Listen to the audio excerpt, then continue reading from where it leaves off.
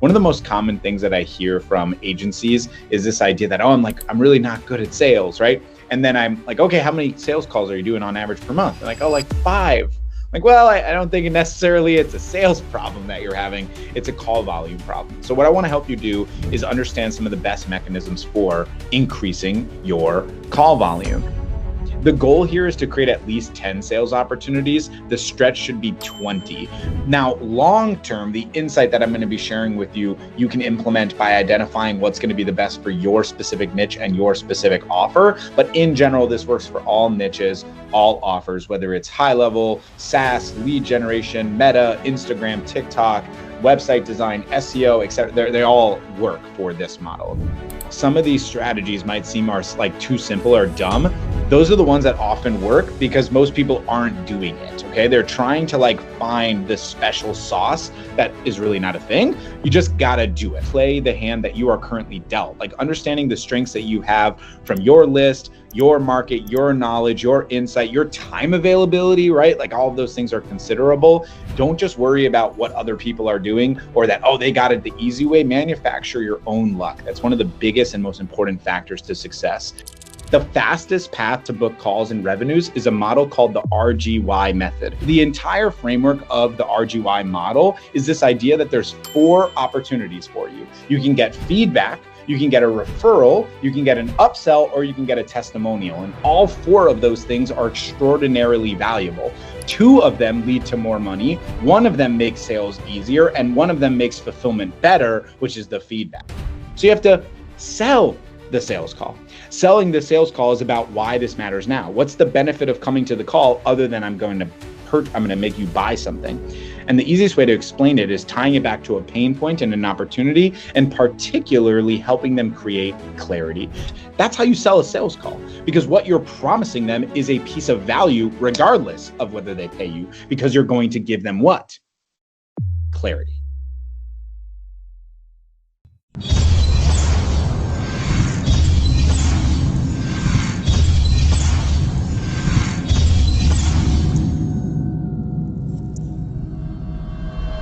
Today's topic is, this is a Cash Infusion Master Call, the 9 most effective outbound strategies. So Absolutely. Alex, thanks for being here. Go ahead and take us away, man. And I'm going to go ahead and highlight you. Awesome. Yeah. Thank you so much, Mike, for having me, and everyone on here. Thank you so much for being here with us. If I can ask you really quick in the chat for me, first of all, what is the main mechanism that you're currently utilizing to drive calls for your agency? What are you doing right now to do so? Are you doing cold calling? Are you running ads? Are you doing LinkedIn? Are you sponsoring events? Can you let me know in the chat? It will help me curate the experience best for you. And then I'll also share my screen here. And make sure that you guys can see this. Let me just double check. Can you see this? Yes. Good to go. Perfect. Wonderful. Okay, so networking events, cold calls and existing customers, referrals, speaking and networking. Okay, good. Road sign spinning. And improv dance moves. Hold on. Skipped all of them. I just want to see that. Right? Evan Dunham, former UFC fighter, is named Evan Dunham. I'm assuming that you're not that Evan Dunham, but fun fact, I did used to work for the UFC, which we can talk about at a different time if you want. Renee, networking, cold calling, soon to add Meta. Okay, cool. Awesome. I've got some really good insight for you today. So the idea of the Cash Infusion is this concept of how to get your either first or next 10 clients, turning network opportunities into new clients in the next 7 days, especially considering that company will help you all on the sales calls itself. If you just focus on generating more at-bats, you'll be a lot more effective in generating sales. One of the most common things that I hear from agencies is this idea that, oh, I'm really not good at sales, right? And then I'm like, okay, how many sales calls are you doing on average per month? They're like, oh, like 5.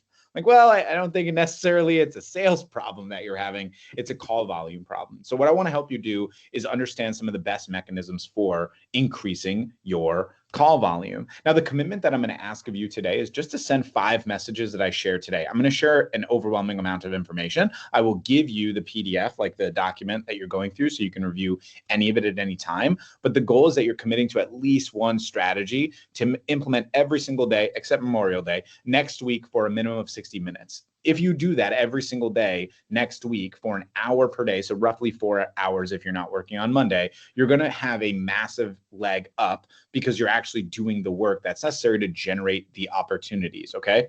Now, the goal here is to create at least 10 sales opportunities. The stretch should be 20. Now, long term, the insight that I'm going to be sharing with you, you can implement by identifying what's going to be the best for your specific niche and your specific offer. But in general, this works for all niches, all offers, whether it's high level, SaaS, lead generation, Meta, Instagram, TikTok, website design, SEO, etc. They all work for this model. Okay. Some of the quick mindset insights that I want to make sure we're clear on. First of all, some of these strategies might seem like too simple or dumb. Those are the ones that often work because most people aren't doing it. Okay. They're trying to like find the special sauce that is really not a thing. You just got to do it. Okay. You also have to play the hand that you are currently dealt, like understanding the strengths that you have from your list, your market, your knowledge, your insight, your time availability, right? Like all of those things are considerable. Don't just worry about what other people are doing or that, oh, they got it the easy way. Manufacture your own luck. That's one of the biggest and most important factors to success. Sending that first message most of the time is hardest. It's where everyone's kind of focused on like trying to dot every I and cross every T. Just do it here, do it now, get it over with. We'll talk about how to do that on the sesh. Most people aren't saying no, they're forgetting. This is a super important insight. Like most people think that you're going to get ghosted or that they're going to say no to you. They just have a life to live, right? Like they've got a spouse or significant other. They've got, their parents coming into town for the holiday. They have bills to pay. They forgot to, get the car oil change that their wife's asked them to do 70 times. That's definitely not me speaking to you like I'm supposed to do that. Definitely not. They need to pick up their kid from school. They have homework. There's a million things going on. They're not the priority. Like you're not their priority, but vice versa. So just follow up. Money is ultimately in the follow-up. Thank you gifts is a really underrated model. The reason why I put this on money mindset is because people are like pretty cheap, which is ironic, right? You're like, you don't want your prospects to be like, it's too expensive on a sales call, but you're not going to spend like $25 on a like gift basket from Amazon to send to them. This is how you differentiate yourself. Like lumpy mail, physical mail is such an important factor. Most people just don't do it. If you do this once per quarter, 4 times a year, you will definitely earn business. And then the last part is just making it easy for the prospects to say yes now, right? Now, we want to avoid trials, obviously, but any level of commitment is the ideal scenario to just get started. Dipping the toe in the water should be the goal here. Now, if you're like, okay, who is this guy? Like, what do I do? Okay, let me just give you a quick background of who I am. So I am a sales coach first and foremost. That's really like my main thing that I love coaching, teaching people how to acquire more clients. I also wrote a book, which I'll talk about here in just a second. And I also had heart surgery 5 years ago when my wife was 5 months pregnant. 0 out of 5 stars. Do not recommend it. It was not a fun experience at all, but I am very blessed to be alive and super, super grateful to be here on this call with you. It's really a blessing every single day that we have. Most importantly to all of you, I wish you and your family, most importantly, good health more than anything. I am the co-founder alongside my beautiful wife of an entrepreneurial mastermind called Prospecting on Demand. That's how Mike and I met through a mutual friend of ours, James Smith, who's one of our coaches, former clients in the program. We've been running it, like I said, for almost 10 years. October will be our 10th year, which is wow, hard to fathom, honestly. It's pretty incredible and something I'm very grateful for. I ran a PI attorney marketing agency now. This year will be our 16th year. In the first 4 years, I didn't even know I had a company. We could talk about that at the end if you'd like. Sold well over $20 million worth of products online, non-physical, which is pretty interesting. Not a single physical product. I've never sold a single physical product, which I find to be, except my book, I guess. That's the lie, right? I do have a physical. My book. Anyways, I also was a journalist for the UFC and NFL. Very, very diehard Miami Dolphins fan and Florida Panthers fan. Go Cats, playing tonight. Hopefully we win the Stanley Cup again. I also wrote a book, The Anti-Hustler's Handbook. You can find it at antihustlehandbook.com. I'd love to buy each of you a copy. So if I can have just your information, like your address, I'll send one over to you. And I've done well over 100 plus live acquisition trainings.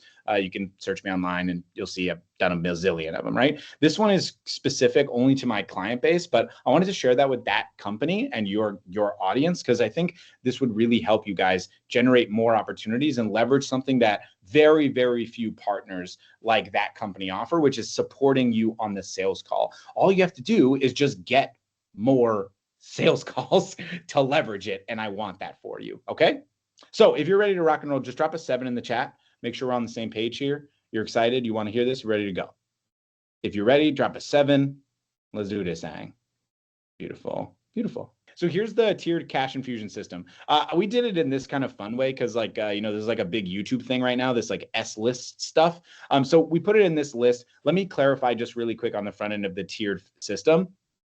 The reason why it says this, it's not because current clients are automatically better than the local association. This is just like a subjective opinion, right? That's the idea behind it. You also notice Facebook ads are not on here because this is all going to be outbound prospecting methodology. I'm going to stop sharing my screen for 1 second though to make a very, very, very clear point. And this is important. So I'm going to slow it down for a second. If you want the most effective, long-term, scalable strategy for leads, meaning generating sales calls, there is nothing that will be more effective than running ads. Nothing. Nothing will be more effective than it ever. If you want a shortcut against your competition, right? There's about 500,000 marketing agencies worldwide. If you think you have a unique business, newsflash, you probably don't. If you work with like horse trainers, okay, maybe you have a little bit more uniqueness. If you work with chiropractors, welcome to the Fight Club with the other 4,000 or 5,000 companies that do that. Okay. Now the good news is for you that with 500,000 marketing agencies worldwide, the amount of small businesses that need services are significantly higher than that. It's multiple billions. So you're going to be totally fine because the average marketing agency can't manage more than like 15, 20 clients. So don't stress on it. You'll be fine. The other big piece to consider is most marketing agencies don't practice what they preach, which is kind of true for like life in and of itself. You've probably heard this before, right? The cobbler's metaphor, the cobbler has the worst shoes, right? Or the housekeeper has the dirtiest house. The marketer doesn't do their own marketing. Wow, shocking. It's crazy. It's kind of a weird phenomenon of human beings, but it's very, very common. A lot of marketing companies don't invest into their own advertising. A lot of marketing companies don't go in person or go to events. A lot of marketing companies don't sponsor. They kind of just like paint the bike yellow and they're like, look, mom, my bike's yellow. And you're like, there's no wheels on the bike. That's the frame. Like, look how amazing my car is. There's no engine in the car. That's the concept. Okay. There is never going to be a better strategy than running ads. I'm going to give you a quick insight on this so you understand, and then we'll move on. Does anyone have ever worked with real estate as a market? Real estate's one of the most common markets. I would say over the last decade, the 3 most common that I have seen would be medical, mostly chiropractors or dentists. Number 2 would be legal, and number 3 would be real estate. Those are the 3 most common. Mike, I'm not sure if you've kind of seen something similar, but those are the 3 most common. What do you think? We say our top 3, number 1 is home services, number 2 is medical, number 3 is legal. Yeah. So very similar, right? Super common with these niches and markets. So real estate is one of them that I've seen a big boost on because a lot of people want these, the ones that have hundreds of agents. So you could sell basically 100 packages at once, which, obviously is very hard to do, but that's the goal. And here's what I have an experience with. So I worked with a company for 5 years who did everything outbound. Only, and put a lot of networking time and effort into it. And they had a very healthy $75,000 a month marketing agency that was very, very good, successful company, but they were afraid to run ads. Then I worked with a 19-year-old whose dad was a very successful real estate investor. His dad gave him a $100,000 investment to start a company instead of going to school and said, once you make $100,000, then I will further invest into your business. Yes, I know we all wish we had a dad like this. I know. Not his fault. That's not his fault. That's not his fault. Don't blame him. So he came to me and said, Alex, can you help me if I was to run $10,000 a month in ads? I'm like, it's pretty high at the beginning. I wouldn't recommend that. He goes, that's not what I asked you. He said, can you help me? I'm like, I can, as long as you understand the risk of this. The first month he spent $10,000 and got 3 clients at $2,000, meaning he made $6,000, also known as negative $4,000. Now, if he retains the clients for a few months, he'll be in a good spot. The second month, again, $10,000. He got 5 more clients at $2,000, meaning he broke even that month, plus had the original 3 clients. So now he's positive. The third month, his business exploded. By the end of the third month, he was over $75,000 recurring revenue per month. Now, he couldn't handle the capacity. He wasn't working with that company, which was stupid of him, and ultimately all crashed and burned him in like a 4-month period. But that's not the point of what we're talking about, because you already have the back end of that company.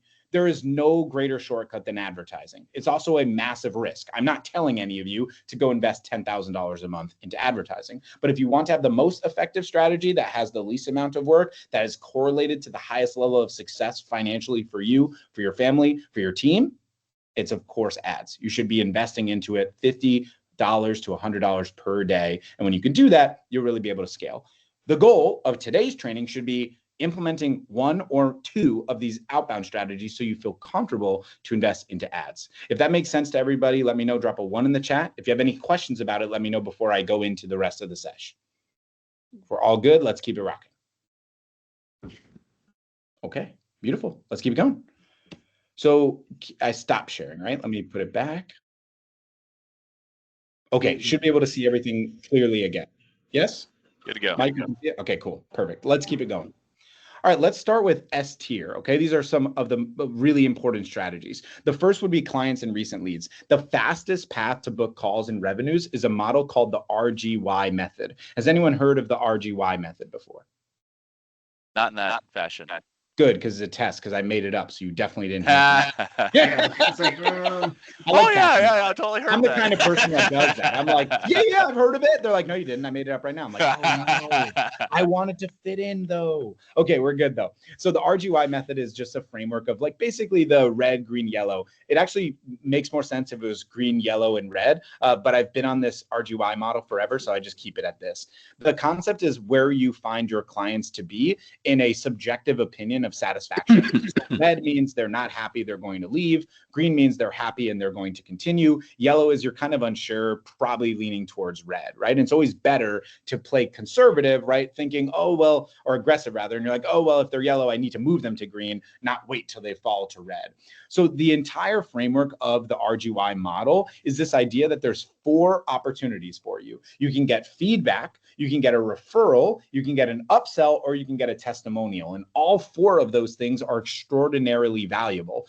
2 of them lead to more money. 1 of them makes sales easier, and 1 of them makes fulfillment better, which is the feedback. Okay. So here's the goal. Ideally, finding upsells and referrals. That's what we want. The action is simple. You send a simple email or SMS to the clients for a check-in call. Hey, can we check in on Tuesday? I'd love to share some exciting updates on your campaign, share a few things we're working on. This is most effective towards end of the month or end of the quarter. So we're kind of lining up perfectly right now after Memorial Day. So you can send this message out later today or tomorrow and say, hey, let's chat after Memorial Day. The RGY audit is super easy. You don't need like an agenda. The baseline is just an understanding of making sure they're happy with the service, giving them a simple little audit framework, and then asking them if they're in green for a direct referral. The key by asking for direct referrals is make it a no-brainer and the easiest solution possible. Have a pre-written email for them that they can connect you with the person for. All of us have been in the scenario before where they're like, yeah, Mike, I got a bunch of people I'll send you. 3 weeks later, they have not sent you one person. It's not, again, because they don't like you or care about you. It's because they have other things, other priorities, other responsibilities, right? But if you make it really, really easy, that's like, here's an email, and the email says, hey, insert name. I wanted to introduce you to my friend Mike of that company. He's absolutely incredible. They run an incredible white label marketing company. It's been super helpful for me. They even help on sales calls. I strongly recommend you check them out. Hey, look at that. It's already done. Do you have an email you can just insert in there and then press the button? That's it. Just make it super, super easy for them. And if you don't know how, there's this amazing thing. It's called ChatGPT. It does it for you. So also do that. It's pretty great. If they are in a red, right, or yellow, our recommendation is just go for feedback. Like, be upfront. Like, hey, Derek, I can sense that maybe you're not like super satisfied right now with the service, which is disappointing. We want everybody to be like really, really happy. What can we do to move you into a place where you're super satisfied with this moving forward? It's important. Don't hide from your clients like that, okay? Now, on the idea of upsells or testimonials, the concept is asking in the call, like, is there any other gaps that you're dealing with, any other challenges you're dealing with? If there's something else that you can solve for them through an upsell, of course, leverage that. And the last piece is, if they are happy, simply ask for a testimonial and do it right then, right there, recorded. Again, just give them a simple question to answer and then cut it later on CapCut or some other tool, okay? Super simple model, highly effective, strongly recommend every single one of you to do it if you have a client, okay? Now, in terms of recent leads, again, follow-up is really where the money is going to be made, okay? We want to reactivate all recent sales opportunities that didn't convert in the last 90 days or so, okay? Obviously, you can expand or contract that list depending on your size. Like some people in 90 days are speaking to hundreds of people and others are speaking to tens of people. So it's very dependent on like your size of company and the work that you're putting in, yada, yada, right? So simple little framework here, compile a short list and a long list. The short list are the ones that are highest priority, either because they've identified that they wanted it, like they gave you a verbal confirmation or you felt that they were the best fit or whatever it may be. And then the long list are the ones like after I've already worked these 5 most critical ones. You can use this on high level or active campaign or whatever CRM you're using, an email list or wherever else you have it, spreadsheet, Facebook Messenger, Slack. As long as it's not in your head. If it's in your head, it's really a bad spot. You really cannot do this in your head. It's hard to remember all these things. So try not to do that. You want to manually follow up with the short list. That most ideal model is an email and a text. Now, why do I say manual instead of automated? Unless you're really good at custom values, which is pretty challenging for most people, it's just never going to be curated the way you want to. And again, a short list should be like 5-10 people. It will take you 30 minutes to do some manual messaging versus the automated one on the long list, okay? Then outbound dialing, call them 3 times a week and double dial, always double dial. Look, people do not answer the phone on the first line because they think it's a scammer. If a scammer never ever calls back twice, or a spammer, they never call twice because they are on a power dialer, which calls the next number inherently. So if you call the second time, they will pick up. Now, if you're worried about like, will they be upset? Be like, sorry, I was trying to leave you a voicemail on the second one. And then you just talk to them because they answered the phone. The pickup rates on double dials are way higher than on single dials. And I have an extraordinary amount of proof to back that up. But you just kind of have to take my word on it. So hopefully that works enough. Number 3 would then be, of course, the mass email and SMS, the long list on an automated format. I'll show you an example of this. Now, depending on the list size, it's also worth potentially considering like a webinar. So think of it this way. If I was doing this session one-to-one with each person and I have an hour-long training and there's whatever 20 people here, I would have to put 20 hours in. Or I could do one session for 20 people in an hour. Same exact idea, okay? It's really, really valuable framework. If anyone has any questions about like webinars and slides and all that kind of stuff, just let me know. I have a lot of experience with this and I'm more than happy to help you, okay? Now, in terms of the framework, like the message you want to do, yes, this is very corny. If you haven't realized, yes, obviously I'm very corny. CPR, the idea obviously is resuscitating. So we're resuscitating leads. You get it, right? If you have to explain a joke, it's probably not great. But anyways, you get it. The context is referencing a past interaction. Hey, I saw you signed up, circling back from our call. I saw that message on Facebook, yada, yada, yada. Just show them that you actually remember who they are. Most people think that they're just a number to you. And hopefully that's not the case. But that's how it is, unfortunately, for a lot of people in the world that they're in today. Like they don't get a lot of affirmation. They're not getting a lot of support from people. And they feel like everyone's just out to get them for something, right? If you show a little bit of care with context, it will really make a big difference. That's then where personalization ends up coming in, right? If you can mention something specific, like a very specific goal that they had or a past conversation or a location of where they're at currently, that would be great. So you can avoid sounding generic or automated, which again, for the short list is why it's valuable to be manual, okay? And then relevance. Why is this important now? If you cannot understand the concept of selling your sales call, that's the key. Yes, that company is going to help you with your sales, but you have to get people on the call to get the help. That means you have to sell the sales call. I'm going to ask you guys a question in the chat. I'm going to go here. What's the most valuable asset we have? Can you drop it in the chat for me? What's the most valuable asset that we have? Most valuable asset. What's the most valuable asset? We have one response. What is the most valuable asset we have? What do you got? Okay. Got a few people saying time. Okay. Beautiful. Guys, copy and pasting. Come on. It's time. Time is the most valuable asset, right? Unfortunately, not to be morbid here, but we're all going to die, right? And so we don't know when that is. So obviously, time is the most valuable asset that we have. So when you consider this, you are on the impression that the valuable asset your prospect has is their money, which I get. I understand because you have a life to live and we live in a capitalist society and it's all good, right? Those are all positive things. The reality is if someone's giving you their time, though, they're giving you something way more valuable than their money, way more valuable. You have to earn the right. You have to earn the right for them to get on a sales call with you. So you have to sell the sales call. Selling the sales call is about why this matters now. What's the benefit of coming to the call other than I'm going to make you buy something? And the easiest way to explain it is tying it back to a pain point and an opportunity, and particularly helping them create clarity. Here's a great example. Again, apologies on morbidity here. What's better to find out? I know both of these are bad. Stage 1 cancer or stage 4 cancer? What's better? What's better to find out? It's of course going to be stage 1, right? Because we can intervene earlier, right? It's the same exact idea when we're talking about relevance, about urgency, right? A problem well explained is a problem half solved. How many people metaphorically in their business have some sort of business cancer that they have no idea about? They just have some esoteric idea of problems. They're like, Kara, my business is struggling. And you're like, why? It just is struggling. It's not clear. Oh, I'm having a hard time with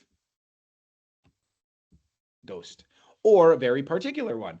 I've found that my intake is terrible, and that's leading me to have a low qualification rate, and I'm struggling to get them to the next stage to sell. Well, that's a solvable problem, because a problem well explained is a problem half solved. That's how you sell a sales call, because what you're promising them is a piece of value regardless of whether they pay you, because you're going to give them what? Clarity.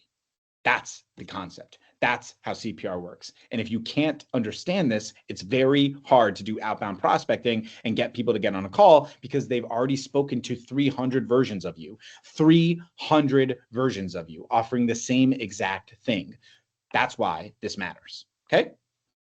Let's keep it rocking. All right. Clients and recent leads. Okay. So what we want to do is reactivate, like I said, all these past opportunities. Here's the manual follow-up to the short list. Hey, name, we last spoke on date. At the time, you told me your number one obstacle in your business was this, and you'd like to achieve this. It's been this many days since then. Have you overcome the obstacle? How's the progress been? Now, keep in mind, this is a script, but you can for sure change it. I'm going to read a version of it as if I'm changing it live. Hey, Derek, can you believe it's already been 75 days since we last spoke? When we chatted, you told me that the biggest issue in your marketing or in your firm is that you're not generating enough high value cases. Have you been able to solve for that yet? Where do we stand? How's progress? That's the same exact message, just framed slightly different. That's the idea. I want you to understand the subtext of the messages, not trying to like insert the custom values here. That's not the idea. That's not the goal. Same with SMS. Hey, name, how's progress been on this specific thing that we spoke about in this specific time frame? So, hey, Chris, how's progress been on generating higher quality cases for your firm that we spoke about like 40 days ago? Rough estimate, right? Pretty simple. In terms of the manual follow-up on the short list, here's some outbound dial frameworks like, hey, it's name. Hey, it's Alex from POD. Just want to get back to you. We spoke a few weeks ago about some problems you're having with like lead qualification, right? So that you can ultimately make sure that you didn't have to do that 9-to-5 job anymore, right? I was thinking about you because our team was rolling out a few different ways to help people. So it made me think about our conversation. How's progress been? Like, how are you doing, man? Are you open to a quick call where we kind of break down a little bit more about what you're dealing with and see if we can find a path forward? Simple idea, right? Now, I just want you to know that this actually works, and it literally just worked on me. So this is someone, I left out his name because I didn't get permission from him. You may or may not know this guy. His name is Aaron, really good dude. He asked me to purchase a like YouTube product thing from him in like October, and I had all the intention of doing so. I even gave him verbal commitment that I would, but like life got in the way, unfortunately. I really did mean to do it, and then I just didn't do it. And I got this message from him unprompted. Hey man, hope you're well. Want to let you know I'm raising this offer to 9,800 and give you the option to still jump in at 4,800. If not, all good. Just didn't want you to miss out on something if it was still something you wanted to do. And I just had to do it. Now, I don't know, honestly, if he's increasing the price or not. I didn't feel pressured or some sort of like inappropriate way. And I already had felt bad that I had made a commitment on something and then didn't follow through. I'm a human being, flawed, not perfect in any way, right? But I did want this product. And this is what actually got me to do it. And then I paid him right after, right? This model works. It just works. You got to do it though, right? What if Aaron didn't follow up with me? I can guarantee you, if he didn't follow up with me, I wouldn't be on this call showing this text and saying that I, paid him. And this is not something I've already had in the slide deck, by the way. I added this today because I literally paid him on Monday, literally this Monday. Okay. So far, so good. Any questions on this? Makes sense. If this is valuable so far, drop a 7. Make sure we're on the same page. And if you have any questions, I just want you to unmute yourself and ask. Or are we all good? Makes sense. We're all clear. You feel good about it. Okay, cool. Awesome. Beautiful. Let's keep it rocking. Okay, so a little bit more about past clients now, right? So number one, what we want to do is have a consideration of a reintroductory offer. Past clients are so much easier to get to pay you, especially if you've been in business for a long time. So again, I've run POD for about 10 years now, and my agency for about 16 years, a little bit less, like 15 years. The thing is, like, I've had so many clients stick with us for an extraordinary amount of time, like a 2 to 4 year period, and then leave. If I circle back to them in a year because of our relationship, there's a really easy way to get them back in potentially. That doesn't mean they always come back, but there's always ways to get them back on calls. So you compile a list and you send a personalized email. Hey, Name, hope you're doing well. Do you have a few minutes to catch up this week? Would love to check in with you and see how you're doing, and also share some exciting updates that we've been working on if you're open to it. Super easy. Follow up on phone calls, again, double dial. And then there's a few different offer ideas. So like you can do a VIP day. This is something that I've done quite a bit with my clients. It's much more effective in a consulting environment than it is like in a marketing environment though, just for clarity, but also audits and demos work really, really well. So for example, the 2-option close framework is pretty simple. If you were to go to someone and say, hey, I'm going to provide you with a bunch of insight as a previous client. And then at the end of the session, you'll have 2 choices, right? Choice 1 is you can take all the insight I shared with you and you could go execute it yourself. Or option 2 is you can have us do it for you and you can become a client again. No obligation, no pressure. I just want to see if this is something you'd find valuable. Pretty easy. Anyone know what Leoli is? It's also a trick, by the way. Leoli is like it or leave it. So something along the lines of basically like, we have this new offer, this new idea, give it a 30-day opportunity and then like it or leave it thereafter. So they don't have to feel like locked into a long-term contract. For free trials, like for past clients, I'm open to it as long as they give a concession. One of the important sales psychology tenets is if you give a concession, you take a concession. Okay. So if you're doing a free trial, right, there has to be a clarification on what the success KPI is to move forward. And it should not be for a month. It should be a maximum of 2 weeks in terms of time. And there needs to be a very, very clear KPI, not esoteric, not like the idea of like, you got me more, Mike, because more is not a number, right? It has to be something specific. So it's like, hey, if I get you 1 case in the next 2 weeks, we're going to move forward at the $2,500 rate. Agreed? Handshake or contract? Great. Done. Perfect. By the way, on contract versus handshake stuff, like for me, for my business, anything under $10,000, I'm fine with handshakes on. If someone's going to go against their word on that, for me, I don't want to work with them anyways. And I'm definitely not going to go to like small claims court. I'm not an attorney by any means, but I feel like a lot of people like lose business because they're trying to do some like special contract that you have no intention of litigating on anyways. Like, what are we doing here? You're like playing business. We don't need to do that. It's a $3,000 contract for 3 months. If they want to leave after 2 months, you're really going to fight them for $3,000. You're going to do that? No, you're not. No, you're not. You know you're not. So don't. What's the point? What's the point, right? What's the point? All right, let's keep it rocking. Here's an example, okay? It's a little long-winded, by the way, but it gives you at least an insight to understand kind of the framework. Hey, Lisa, it's been a while since we caught up. Hope you and the family are great. Did you end up in Texas or are you still in Cali? Hey, since we spoke, my wife and I actually had 2 little girls, so right there with you now. Reason I'm reaching out is we just wrapped up a project with Carlos at Outdoor Elegance to build an AI receptionist to answer custom questions online and schedule in-store appointments for them. I was wondering if you're open to it. Could we build a free demo for OW Lee to potentially use it if you like? My goal for this would be that it would be free, so any other retailers potentially see the value and might want one as well. Are you open to a short conversation about this next week? Either way, hope you're doing great, right? Pretty simple framework. Just for clarity, Lisa did end up doing it. And not only did they become a client, they ended up referring 5 clients each at $1,000 setup, $500 per month. Pretty awesome opportunity from that.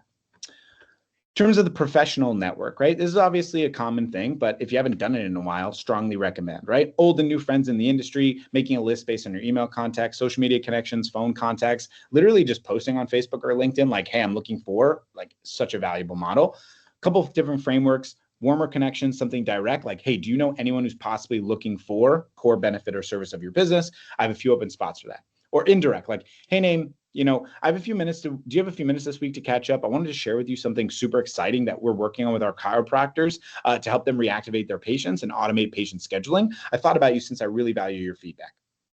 Colder connection, someone that you don't really have super close relationship with. Hey, Name, hope you and your clinic are still doing as well as we head into the holidays. I thought of you because your super exciting new project we're rolling out for some of our chiropractors. I want to see if we could possibly know anyone who might benefit from this. Do you have a few minutes to catch up this week to discuss? All of these frames work. Now, your personal network is a little bit different than the professional network. This is where people usually kind of get a little like nervy. So if you don't really feel good about it, then I would strongly recommend that you lean into it. Now, here's the thing. I think you believe that I was going to say, oh, don't worry about it. It's the opposite. The more uncomfortable you are, the more comfortable you become. The more that you recognize that the stakes are quite low in this scenario, the better it is. I grew up Orthodox Jew, and my entire first 10 clients were all from my temple, all because I literally asked the rabbi at the temple, hey, like I'm starting this. Again, I didn't know that it was a business, but I'm doing like social media posting for attorneys. Can I make a post in the like weekly, shul announcements? He's like, yeah, of course, no problem.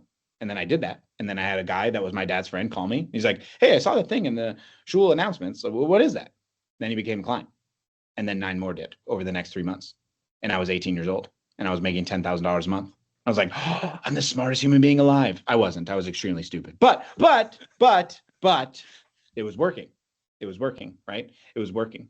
And I was very nervous. I remember I was talking to my dad about it. He's like, of course you have to do it. Why wouldn't you ask? What's the worst that happens? He says no. And when my dad said it like that, so matter of fact, I was like, I have no idea why I was worried about it. Why was I worried about it? I'm a big believer of stoicism. I love it. Doesn't mean I do it well. I wish I did. I probably feel like anyone that's a fan of stoicism probably feels exactly the same of what I just said. But anyways, point being, one of my favorite lines ever is by Seneca, right? We often suffer more in imagination than we do in reality. This is a perfect example. We're like, I don't want to message my mom's good at best friend. Why? They want to help you. Why would you not do that? Okay. So here's a couple simple like lists you can compile: email, social media, phone, religious organization. I strongly recommend the religious organization affiliate. I can't recommend it enough. Trade school or graduate school or country club for you fancy folks. Local associations, Chamber of Commerce, BNI, Toastmasters is another one, friends and family. And then just follow this ACA model. Acknowledge, compliment, ask. Pretty simple. Do quick research of what they're up to, compliment them on the thing that you found, and then ask a question that ties into it. This is the rule of reciprocity. It's as simple as it possibly gets. Here's what it looks like. Hey, saw you recently switched jobs and moved to Nashville. You're killing it. Have you been able to connect with a lot of contractors since you switched into roofing? Hey, saw you recently bought a new home. It looks really nice. Congrats. You taking on more work at that law firm still? Super simple stuff. On the local association, if you can sponsor, I'd strongly recommend it. But if you can only attend, do that, right? Go within the next 45 days. One of my biggest hacks is I go to as many events as possible for attorneys, simply because attorneys are so hard to get in front of unless you're spending an extraordinary amount of money on ads. And I mean extraordinary. I mean like $7,500 a month or more easily. Like, you won't get in front of the quality attorneys. And then even if you do, you have to talk to like the paralegal first. It's like, I paid $500 for this call and I'm talking to the paralegal. No, rescheduled twice, 2-3 times because they're in court. Of course, yep. Absolutely. They're like, yeah, I'm going to go make sure that you talk to David. And then I talked to David 6 months later because it never happened. Like, but at events, you are face-to-face with me, and it's pretty hard to deny me face-to-face. You'd be like, talk to the hand. It's, this isn't 1995 high school anymore, so it's a little hard to do that. And that's why I'm a big believer of in-person opportunities. Again, in the same vein and concept as with 500,000 marketing agencies, how many of them do you think go to events on a regular basis, on a quarterly basis? Probably less than 5%. It's such a small amount of people. People won't do it. They just won't do it. So do it. Okay. Go to Google and just plug in a simple phrase: niche, association, and local in city. That's it. So if you search legal association in Tampa, that's it. That's where I live. I live in Tampa, right? Super simple. And then compile a list of these relevant options and upcoming events for sponsors and vendors.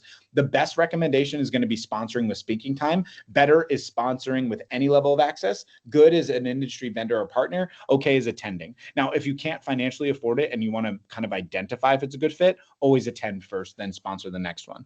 Other ins, content partner, lunch and learn. Lunch and learns are great models, man. They're so good. Offering lunch and learns to attorneys has been something that I've done for a really long time. I used to go in person in Orlando, like 4 times a week. I would go to do lunch and learns and give them training on social media posting. And pretty much every single time it would end with them asking, like, can you just do this for me? Because they don't want to do it, right?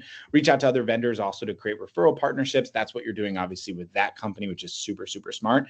Again, just at least get 2 of these options. Go in person in the next 45 days. You will make money. Okay.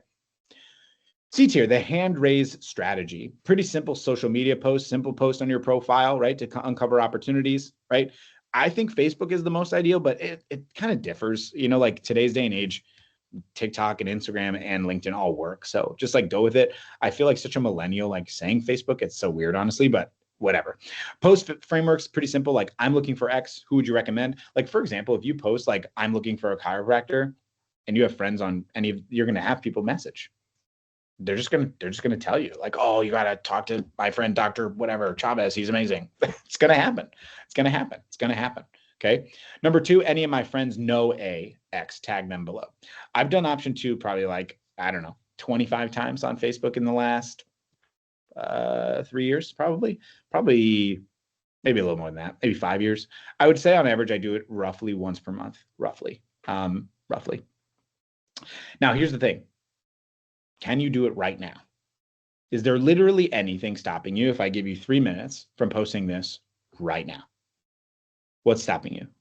What's stopping you from posting either one of these 2 options? I'm looking for X. Who would you recommend? Now, I'm sure this goes without saying, but X is a variable. It's not, you don't post the word X. I'm sure you guys understood that. Just checking, right?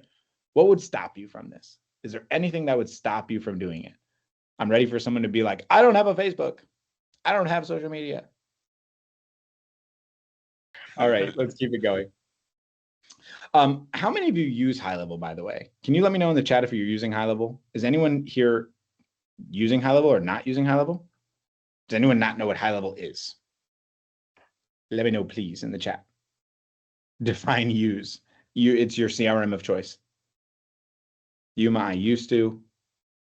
For a couple clients, yes. Okay. Interesting. It seems like most of the people here don't use it. Wow. Mike, what do you find your clients are usually using? Are they still an active campaign?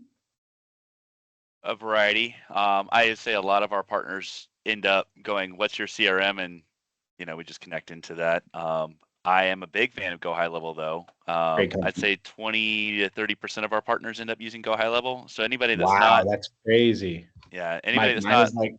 Mine is like 99%. Literally. Wow. Is it better than HubSpot? By about 1,000 miles or percentage points, whatever word you want to use.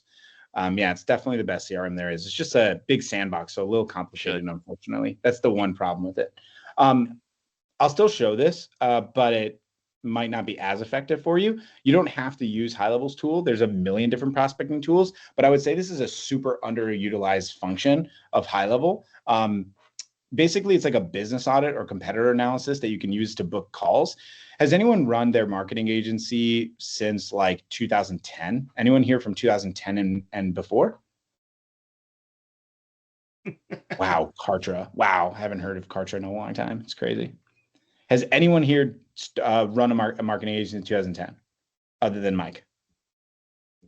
Nobody. It's been run a long time. Okay, or cool. Everybody put your year in. What yeah, year can you put the year that you started your agency, please?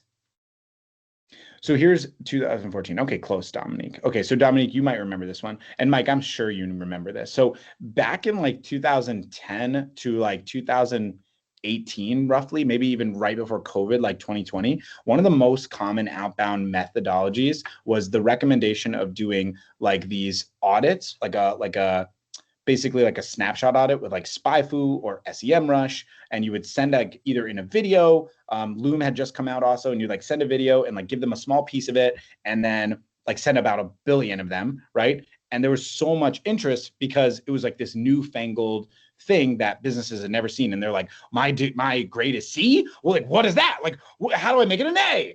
And then it kind of went stale because everybody did it, right?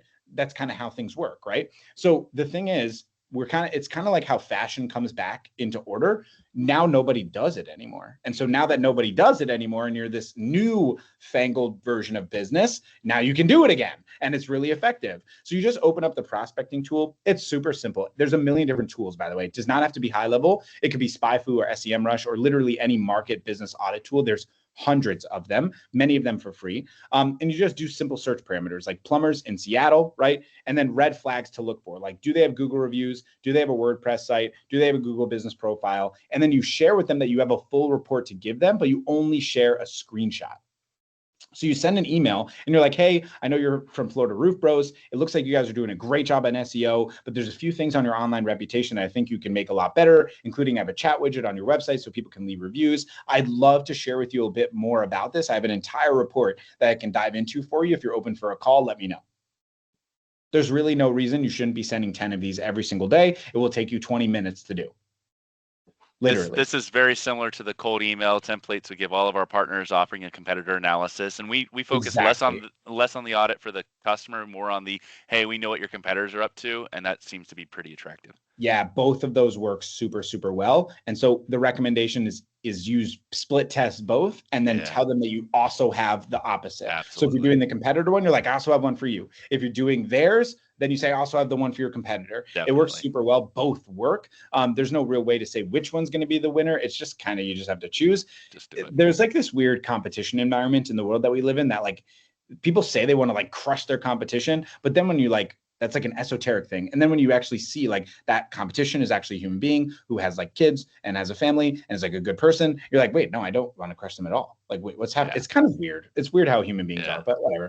I'm like hey, let's love everybody. It's like a better model. But anyways, the competitor analysis thing works super well. It's super uncommon now, which is weird because it was like the main thing. It was the main thing. So you used to get emails back in 2017. That's like, okay, thanks, Mike. I've had 75 emails about this exact thing today. Thank you. Or obviously they ghost you and don't answer it. Now it's kind of back. It's like new again. So definitely recommend checking it out.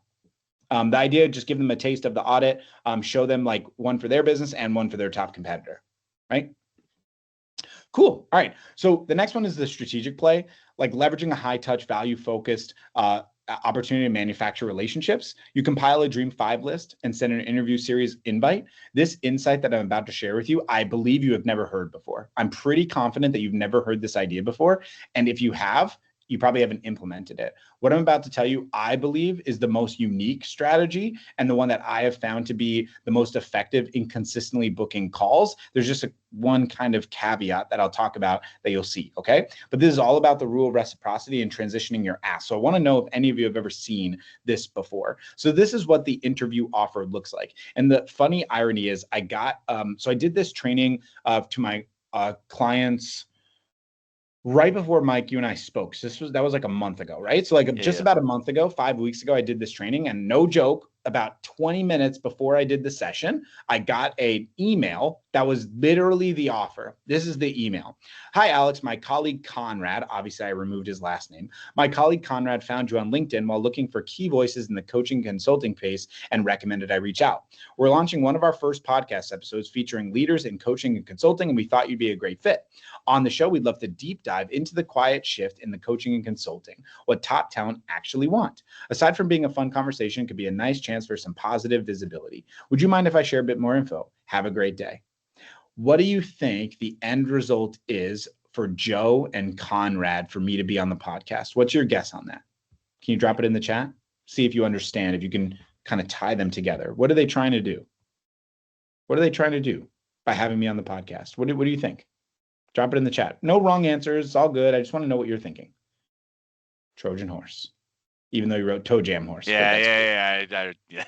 Anyway. Dang it. So I did the podcast with them. Okay. And at the end of the podcast, I was assuming this was going to happen. They ended the podcast and they said, Alex, that was so great.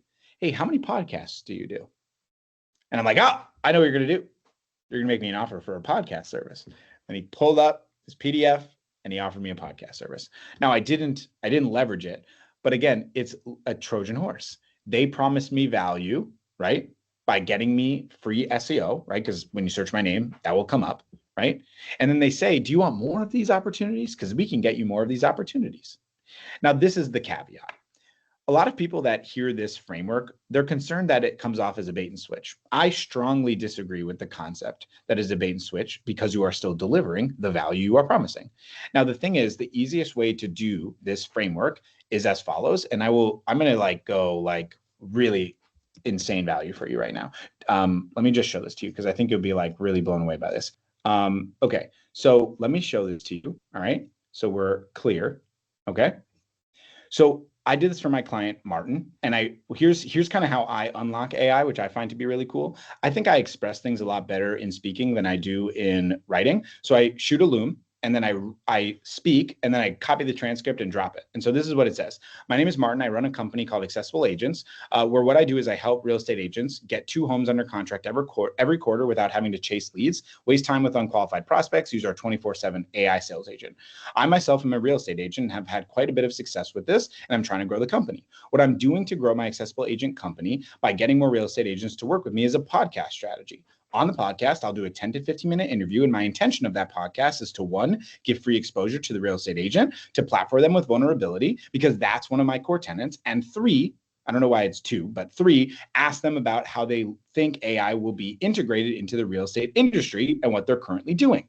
Anybody that's not currently maximizing AI, once the 10 or 15-minute interview is completed, I will then communicate with them and talk to them about how accessible agents can potentially help them either right there on the podcast or right after the podcast. Or the next day or the following week if they accept it with zero pressure, urgency, and then I can offer them my product if they want to buy it. What I'd love your help with is understanding what questions I should ask on the interview. 1, to make it most valuable for the agent to be on the podcast, and 2, give me the best chance to identify why they'd be a great prospect for accessible agents. I dropped this, and then literally it just gave me the entire script of what to do on the podcast. Now, all I have to do is send an email to someone, which I'll show you in a second, and then get on the call and then ask them, what's been your most rewarding experience as a real estate agent? If you could go back to when you first started, what advice would you get? And you just follow exactly what it says. Then you can ask questions about AI readiness and potential fit, right? Now, what message should I send by Instagram, email, Facebook to the real estate agents, offering them a free spot on my 10-minute podcast? Hey, look at that. Here's the email already done. It's so crazy. AI is absolutely mind-blowing. Please take all of this information and make it a one-pager so I can download it and start implementing this strategy. And then here's the entire thing. There's no reason all of you can't do exactly this. And it works. Now, you want to hear something really, really crazy? That was a month ago. Martin has launched it, done 7 interviews in a month, and closed 4 clients. It works. It works really well. It works really well. His argument with me was like, oh, like, isn't there so much editing and stuff to do? No, you go on Teams or Google Meet or Zoom, you record it, and then you post it on YouTube and do no editing. Who cares? You don't need editing. That's not the point. The SEO still works. You put their name and you put a headline, donezo. Riverside is also another one, but it's like expensive. So it works. The model works. Most people don't do this. Strongly recommend doing it. It's a great strategy, honestly. It really is. Hopefully that was really valuable for you. I have ChatGPT use Claude for me. What were you saying, Mike? We just actually had a guy named Danny out. He came and talked about building authority through guest interviews. Great topic. And we actually just posted it to YouTube like a day ago, guys. So it's there if you haven't seen it. Same concept. Highly recommend it. It's amazing. Whether it's a podcast, whether it's a YouTube channel. I think the YouTube channel thing is the best, right? Yeah, YouTube is the best one for sure. Do it via Zoom. You're messing with audio far less. You're just recording a Zoom call. It's so simple. It's so simple. And it's such an effective way to book sales calls. So effective. So the action's simple. Find 10 potential client profiles, send out a DM to them about offering them to join on the pod or YouTube, whatever you want to call it, interview series, and block off 45 minutes for warm calling so that you can get them on the pod. Okay.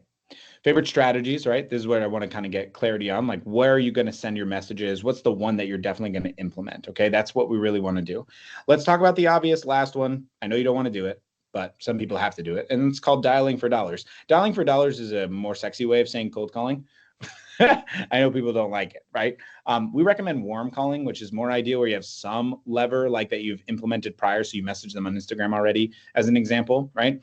So that you have a little bit more control. But this is the fastest way to create sales opportunities, by calling. It's just, arguably the most inefficient method, but it still works, right? Get a list. Really depends on the niche, but D7 Lead Finder, Apollo, High Levels Prospecting Tool, Coldlytics. There's probably 100 different tools that you can use. They're all pretty solid. Just pick up the phone and then use this framework. So I'll give you the framework we have. And then here's kind of the framework of the call, right? Hey, name, this is Bell calling from XYZ. We recently connected on Instagram. Does that ring a bell? It's hilarious, by the way, that I realized I put Bell and Bell. Anyways, FinCheck, right? Hey, we're looking for a reliable chiropractor who can handle more jobs or more patients. Are you at capacity right now? We just launched a new program that helps chiros get, 10 more patient opportunities per month. Would you be open to talking about it? Pretty simple stuff. Pretty simple stuff. Easy, easy, easy. The whole concept now is you have to leverage this, right? Use the list of insight that I've shared with you. I'll give you the PDF like on this session right now. Just generate 10 to 20 opportunities the next 14 days. Don't try to do all of them. Pick like one or two of them and then just consistently do it. And then also follow me on YouTube. I'll drop my link so you can see more content because I just paid that guy to do YouTube. So he told me I had to put it in. So see, I'm doing my job. So you do yours. That's simple. There you go. If you have any questions for me, obviously feel free to ask. Really appreciate the time and opportunity to share this. I hope you found it valuable. I'm going to drop the link for you guys and we'll go from there. Alex, that was amazing, man. Thank you so much. Absolutely provided a ton of value. And I really do appreciate the order in which you listed things in because I completely agree with your order. So yeah, great stuff here. Guys, any final questions for Alex before we wrap up today? Feel free to ask me any questions you've got. And then Renee said, do you ever reach out to old leads with a discounted offer? Oh man, the word discount is the triggering thing for me. Like, I don't like discounting things because I feel like what it does, I'm like a believer of full price is fair price kind of framework. So it's like, can we come up with a different angle, Renee, that would be more effective than the discount? And so what that looks like, in my opinion, is something along the lines of like a new opportunity. And so it's a similar offer, just at a founder's rate or with a piece removed, right? So like in our coaching program, for example, we have two products. We have a $2,500 a month product and a $1,000 a month product. Obviously, the discrepancy of value is different, right? Like we don't have one-on-one calls for the $1,000 product. We don't have sales call audits for the $1,000 product, right? So it's like, there has to be like a clear differentiator. Now, you said, do you ever? The answer is yes. So I've for sure reached out to clients and been like, hey, normally the price is this, I'll give you a legacy rate. So I wouldn't frame it as discount offer, but if it becomes a semantical thing, right? So it's like, I'm not going to die on a hill and be like, I won't discount, I'll give founders rates, also known as a discount. So it's semantics. You know what I mean? Like, I care about the semantics, but the theory of what you're saying absolutely is correct. I would just go with like founder or legacy. The one that I found that's been super effective for my companies being long-term is legacy. That's what I found. And I like that. My clients like that. They feel special. And then I don't feel gross about offering a discount, even though it 100% is a discount. Just don't say that I said that. Ew, gross, not discounts. Does anyone else have any other questions for me before we go today? And hopefully you found this valuable. My recommendation for all of you in terms of the simplest thing to do is I would very strongly recommend doing the interview offer. Something I'm trying to push all my clients to do. And every time my clients do it, they get results really, really fast. The biggest fear for people is just like someone being upset that you made an offer at the end, but it's like, it just doesn't happen. Like it's just very rare to happen. It's very rare. So I think it's a great mechanism and model and something that's easy to implement, like very easy to implement. Especially now with AI, the ability when I did that on that one that I showed you on Claude, I was just like, oh my God, AI is crazy. Because 10 years ago when I started POD, there was no AI. There was Alex having to write it by hand, not by hand, on a computer, which is just like, gosh, this sucks. And now AI is like, here's 7,000 versions of it in 30 seconds. Like, what? That's crazy. That's so crazy. All right, guys, thank you so much for having me. I wish you all nothing but the best. Remember, it takes consistency to generate opportunities. If you try one thing one time and never do it again, nothing's gonna happen. You gotta end on one thing. I'm gonna ask for it because tell them about your like how do they learn more about prospecting on demand? How would they know they're a right fit for prospecting on demand to learn more about that? I gotta mention. Mike, Dominique has her hand up and so do I. Okay. Oh, cool. Awesome. I'm good. Okay. Well, I'll say the prospecting on demand thing really quick. So you can go to my website, prospectingondemand.com. If you want to like book a direct call and chat right away, you can do that here. basically what we do is we help marketing agencies scale their business more efficiently. Mike is one of our partners that we recommend for fulfillment. We'll help you with your offer, your prospecting, and making sure that you have a like optimizable, scalable company. If you really want to learn about how to also run like ads, that's a big thing that we're focused on. Not fulfillment. We don't do that. How to get clients from ads. It's one of our big focuses. So more than happy to chat with you about it and happy to support you. And we're a boutique company. We only work with 60 people at a time. That's kind of how we like it. It's really a passion business for me. Thank God the agency is the real like moneymaker and for me and my family. And so I just love doing it. The coolest thing, and I think I told you this, Mike, but James is one of our head coaches, longtime client. The two head coaches in the company both were clients for 3 years, sold their agency for a very substantial sum, and now they run the company. And it's pretty freaking amazing. Honestly, it's an incredible accomplishment.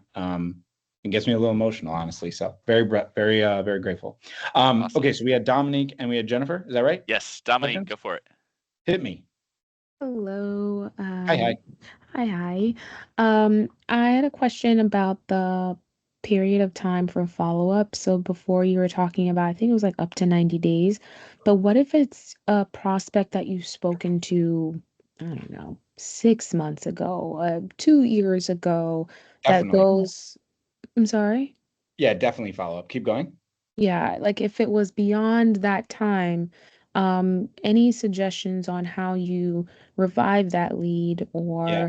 or restrike that? And I saw your templates, but do you suggest Yeah. we use those templates again to Yeah, kind pretty of drum similar. that up? Yeah, pretty similar. I think the first thing that I would do would just be like starting with the concept of caring first. So this hat is a really good reference to this hat. So we are champions, right? That's kind of our big thing. It's an acronym for like the way that I want my company to live by, being caring, helpful, available, motivating, and proactive. That's the ideal and concept. I think the caring concept is like very missed in the entrepreneur space right now. It's like very dog eat dog, which is unfortunate. It's just kind of unfortunate. Like, I just think that's how people are. Like, in order to be successful, I must crush this person. We kind of spoke about it earlier. So I think if you come first, Dominique, from the place of care, like, how in the world has it been 2 years since we spoken, Dominique? Like, wow, how are you? Like, how are you doing? How are you doing? Like, how is everything? How's Charlie? Like, if you can remember something specific, that would be a really big thing. Like, I have this weird memory thing about like remembering the most random things, like people's kids' names, the dog that they have, or their special cat, or the pillow that they love, like these weird things. I don't know why. This is like something that I'm cursed with, but I just remember these things. That kind of stuff is really impactful. You can also be more direct as well, where it's just like, hey, Chris, I can't believe it's been 2 years. Things like fly by. My life's been going absolutely crazy like a tornado. And I was just trying to, rekindle some relationships. And I really enjoyed speaking with you a couple years back. How has everything been? Start just like that. Just like that. Now, if you want to take it one step further, because like the tonality in which I'm using is a very particular piece of the success there, that if you just get the transcript from what team says of what I said, certainly doesn't sound as nice as what I said. That's why voice notes or videos are really good. So I'll show you one little hack that I've been doing. So on Facebook, there's this button right here. The thing button, right? That, okay. And if I do like a video like this, hold on. Oh, this is hard to do, but when I'm doing it like the wrong way. Blah, blah, blah, blah, blah, blah, blah, blah, blah, blah, blah, blah. So you can press the send button. I'm going to do it and he's going to laugh because he's like, why did you send this to me? So you send this. Okay, not now. And then there's this button right here. This button, you can forward this message to anybody. So if you do like a non-custom one, so for example, if you do one that's like, hey, it's been so long. I hope you're doing great. I just want to circle back to you, see how everything's been. How's everything going? And then you pick 10 people. You didn't say their name. You just send the same exact thing 10 times. It works super well. If you feel like that's inauthentic, then just do a custom one. And it will take you a little bit longer, but that's the idea. I like videos most because like I'm a visual person. Like I like being silly. I like, taking things a little more lighthearted. Just because I feel like everyone takes everything way too seriously, including me. So it's like more effective that way than just typing. So I do a lot of videos and a lot of voice notes. And if they don't answer the voice note or video, then I'll follow up. That's how I'd recommend it, Dominique. Okay. Thank you so much, Alex. I appreciate that. Yeah, it's my pleasure. Absolutely. Jennifer, what you got for me? No, I actually just started implementing that strategy you were talking about. I launched my podcast 2 weeks ago. Yeah, Um, let's go. So, and it went really, really well, but I'm not, the problem I'm having is in the conversion of transferring from, I started out really well because I opened up with like basically announcing the podcast, right? Because they know you've got listeners. So you announce the podcast, letting people know who you are, what you do. So I led with my marketing agency. And then we go through through all the different questions, and then I wrapped at the end. But I fell down when I basically didn't know how to close it with like what that bridge or that transition is to like. I know you could be. I know what I'm supposed to do, but I couldn't figure out the words to be able to be like. So, do you want help with that? But I got you. that essence of to lead it to a discovery call. Yeah, I got you perfectly. So as soon So as the recording ends, right? So like there's a couple different ways. If you end sometimes when you end the recording, the person's gonna leave, right? So usually at the front end of the thing before I start recording, be like, hey, I'll ask you some questions. We'll just be casual, be all good. And then just stick with me at the end for a few minutes and we'll just wrap up and we'll talk about like how we get it live and all that jazz. So that way they don't leave. Or if you forget to do that, in the midst of it, you do one of these. Hey, by the way, don't leave. While they're talking, like I just did right now. So they see it while they're talking and then they don't leave ideally. Then when the call is over and you end it, you're like, okay, thanks guys. We'll see you on the next one. End recording. Jennifer, thank you so much for your time. By the way, did you enjoy that? Awesome. Hey, earlier in the session, by the way, you had mentioned that one of the issues you've been having was like SEO was very expensive. Just so you know, outside of the podcast, that's actually what my company does at blah, blah, blah. If you're open to it, I'd love to share with you a few ideas that you can implement yourself without paying anything. If you want us to do it, of course we can. We just need to jump on a call and I could put together a simple little analysis for you and show you exactly step by step what we would advise. We can do that tomorrow at like 2:00 if you're available. And that's it. Super simple.